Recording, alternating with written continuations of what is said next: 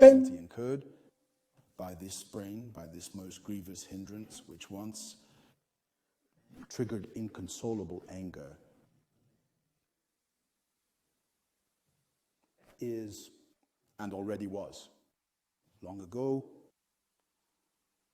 the outright destruction, yesterday by the deluge, and today,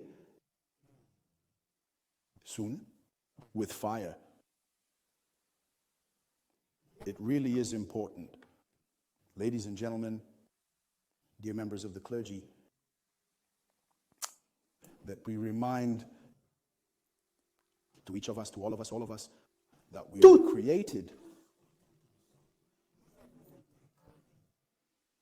by God, by the Creator, who makes no apology at all, to have created, but on the contrary, in Genesis 1:31, God not only found and finds that what he did was good, but he finds in particular, as far as man is concerned, that what he did was very good. Why did he make us? He told us rather more than once, especially in Colossians chapter 1, verse 16, Romans chapter 11, verse 36, Hebrews chapter 2, verse 10.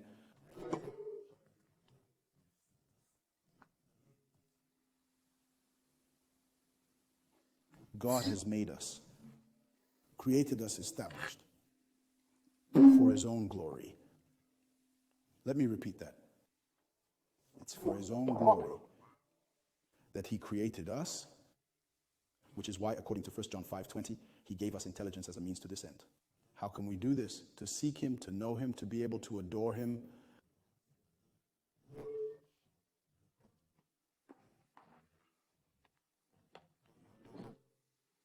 According to Romans 10:14-15, you can't worship a God you don't know, or to put it another way, you actually worship the gods you do know. It doesn't matter that you take these gods for the true eternal one, for the one living true God. And this is why Romans 10:17 states that faith comes from what you hear, and you have to make sure that what you hear really comes from the word of Christ, just like the Bereans in Acts 17:11. So there's a real risk that a good part of humanity will go through the wide door, the door of error, according to Matthew chapter 7, verse 13.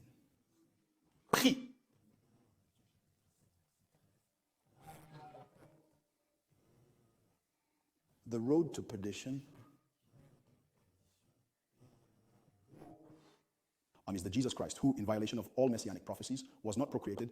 Unfortunately, it is Christ who is being preached today. Issue this challenge to Christian leaders. Produce a single messianic prophecy or even a single apostolic preaching that teaches a spiritually conceived, virginally born and adopted Messiah. You will be surprised at their inability to provide you with a single prophecy or apostolic preaching. It is important to note that among the endowments God has given mankind to fulfill his purpose, the reason for which he created us, we're going to mention 5 of them.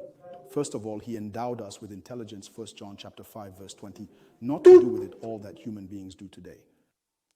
Intelligence can be used for many things, but it was given to man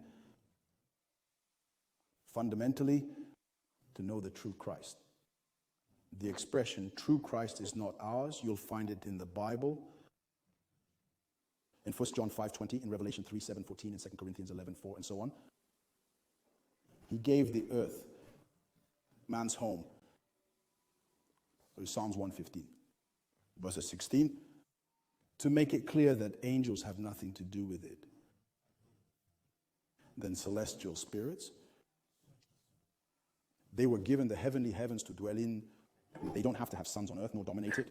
The celestial spirits have received their own abode from the same God. They can only legally intervene on earth by respecting the word of God. It is written, for the earth is not their home. This is clear from several texts, notably Luke 20:35-36 or Matthew 22:30.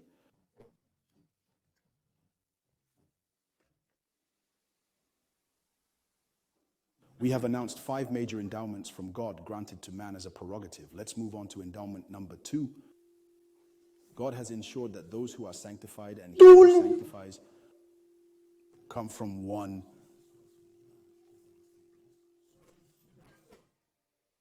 Of course, of himself. The first man, the original man, true man, the one we only resemble.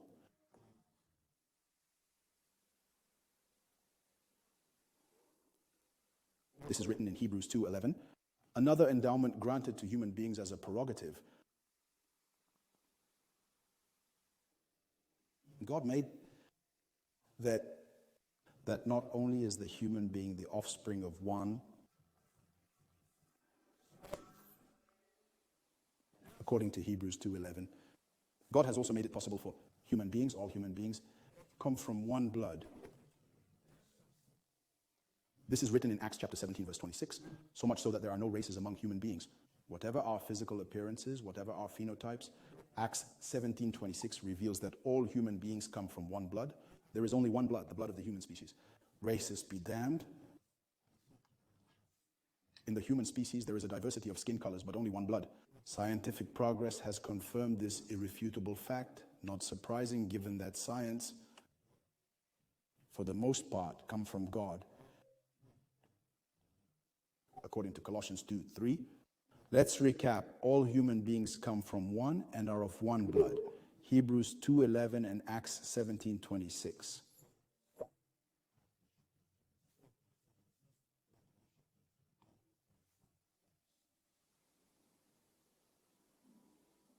God's fourth special endowment to mankind. It was an honor for mankind to be chosen from among all God's other creatures to have dominion over them. In Genesis chapter 1, verse 28, God gave him a mandate to dominate the earth and subdue it.